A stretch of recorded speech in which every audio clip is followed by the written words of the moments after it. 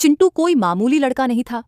जहां दूसरे बच्चे खेल कूद में मग्न रहते, चिंटू पुरानी हवेलियों और खंडहरों में इतिहास ढूंढता था। उसके पास एक झोला था जो हमेशा अजीबोगरीब पत्थरों और पुरानी सिक्कों से भरा रहता था। एक दोपहर गांव के सबसे पुराने और सूखे कुएं के पास चिंटू को मिट्टी में कुछ चमकता हुआ दिखा।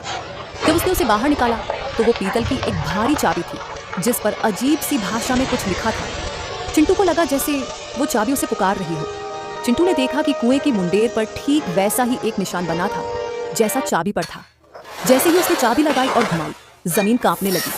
कुएं के अंदर का अंधेरा एक नीली रोशनी में बदल गया और पानी की जगह एक जादुई पोर्टल खुल गया। जैसे ही चिंटू ने पोर्टल में कदम रखा, उससे लगा जैसे वो हवा में तैर रहा है। कुछ पलों बाद उसके पैर एक नरम घास पर टिके। ऊपर आसमान नहीं था, बल्कि चमकती हुई चट्टानें थीं और चारों तरफ नीले और बैंगनी रंग के पेड़ थे जो खुद रोशनी दे रहे थे। तभी झाड़ियों में से एक अजीब सा शोर आया। एक नन्हा खरगोश बाहर निकला जिसके पंख तितली जैसे थे। भागो, तुम यहाँ क्या कर रहे हो? वो चिल्लाया। चिंटू डर गया। तुम बोल सकते हो और मुझे क्यों भागना चाहिए? खरगोश ने कहा। मैं टिक्कू हूं और यहाँ मौत का साया घूम रहा है। टिक्कू ने बताया कि पाताल लोक कभी खुशहाल था, लेकिन एक दुष्ट साये ने प्रकाश की मणि चुरा ली और उसे अंधेरी गुफा में बंद कर दिया। बिना उस मणि के पाताल लोक के सारे जीव पत्थर के बन रहे थे। चिंटू ने अपनी चाबी दिखाई तो टिक्कू की आंखें फटी रह गई। यही तो संदूक की चाबी है। सफर शुरू हुआ। रास्ते में जिंदा कांटों का एक जंगल मिला। ये कांटे खुशबू से पहचान लेते थे कि कोई आ रहा है। चिंटू और टिक्कू को अपनी सांसें रोककर बहुत धीरे धीरे वहां से निकलना पड़ा। एक छोटी सी गलती और वो हमेशा के लिए वहीं फंस जाते। आगे एक विशाल गुफा का रास्ता एक पत्थर के दानव ने रोका हुआ था। वो दानव सो रहा था, लेकिन उसके खर्राटों से पहाड़ हिल रहे थे। चिंटू को उसके ऊपर से चढ़कर जाना था। टिक्कू ने चिंटू को ऊपर से रास्ता दिखाया, जबकि चिंटू ने बड़ी मुश्किल से अपनी पकड़ बनाए रखी। गुफा के द्वार पर एक चेहरा बना था जो बोल सकता था। उसने कहा, मैं तुम्हें तभी जाने दूंगा जब तुम बताओगे वो कौन सी चीज है जिसे तुम जितना बांटोगे वो उतनी ही बढ़ेगी। चिंटू सोच में पड़ गया।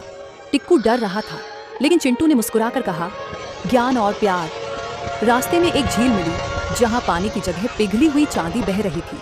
वहां कोई नाव नहीं थी। चिंटू ने देखा कि किनारे पर कुछ जादुई बड़े पत्ते थे। उसने एक पत्ता पानी में डाला और वो एक नाव की तरह तैरने लगा। दोनों उस पर सवार होकर झील पार करने लगे। जैसे ही वो गुफा के केंद्र में पहुंचे, चारों तरफ अंधेरा छा गया। वो दुष्ट साया उनके सामने आ खड़ा हुआ। उसकी आवाज गूंजी, वो चाबी मुझे दे दो, वरना तुम कभी वापस नहीं जा पाओगे। टिक्कू डरकर चिंटू के पीछे छिप गया। चिंटू ने देखा कि साया रोशनी से डर रहा था। उसने अपने झोले से एक पुराना आईना निकाला जो उसने पहले सीन में ढूंढा था। उसने जादुई पेड़ों की रोशनी को आईने से साये की आंखों पर रिफ्लेक्ट किया। साया पीछे हट गया और चिंटू को संदूक तक पहुंचने का मौका मिल गया। चिंटू संदूक के पास पहुंचा। उसने कांपते हाथों से चाबी लगाई। खट की आवाज हुई और संदूक खुल गया। अंदर एक विशाल हीरा, प्रकाश की मणि था जो सूरज की तरह चमक रहा था। जैसे ही चिंटू ने उसे छुआ, पूरी गुफा जगमगा उठी। मणि की रोशनी फैलते ही पत्थर बने जीव वापस जिंदा होने लगे। नीले पेड़ फिर से खिल उठे और टिक्कू की आंखों में खुशी के आंसू आ गए। पूरे लोक में संगीत गूंजने लगा। टिक्कू ने चिंटू को गले लगा लिया और उसे पाताल लोक का रक्षक घोषित किया। टिक्कू ने चिंटू को वापस कुएं तक पहुंचाया। क्या मैं फिर आ सकता हूँ? चिंटू ने पूछा। टिक्कू ने कहा, ये चाबी अब तुम्हारी है। जब भी दिल सच्चा हो, रास्ता खुल जाएगा। चिंटू ऊपर आया। कुआं फिर से साधारण हो गया, लेकिन उसके हाथ में वो सुनहरी चाबी अब भी चमक रही थी।